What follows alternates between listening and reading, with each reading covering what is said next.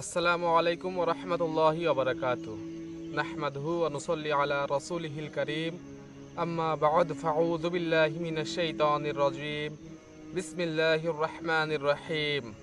সম্মানিত দ্বীনী ভাই ও বোনেরা, আপনারা সবাই জানেন যে সামনে রমজান মাস, আর অল্প কিছুদিনের ব্যবধানের মাধ্যমে আমরা রমজান মাস পেতে চলেছি। তো এই রমজান মাসের জন্য আমি একটা ছোট্ট মেসেজ নিয়ে এসেছি।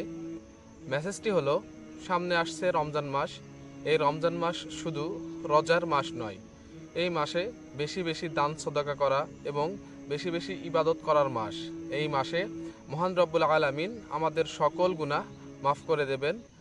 সেজন্য অনেকেই দেখবেন এই মাসটাই পরিবর্তন হয়ে যাবে এবং অনেকেই নামাজ পড়বেন। যারা নামাজ পড়েন না তারা নামাজ পড়বেন, যারা রোজা রাখে না তারা রোজা রাখবেন।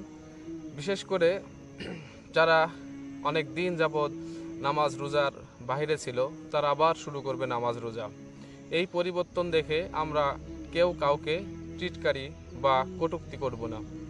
আমরা এমন কোনো কথা বলবো না যাতে সেই ব্যক্তি মনে কষ্ট পায়। কারণ রমজান মাস পরিবর্তনের মাস, রমজান মাস ইবাদতের মাস। এই রমজান মাসে একটা সওয়াব অর্জন করলে মহান রব্বুল আলামিন সেটা ৭০ গুণ বৃদ্ধি করে আমাদের আমলনামায় লিখে দেন। আল্লাহ হাফেজ।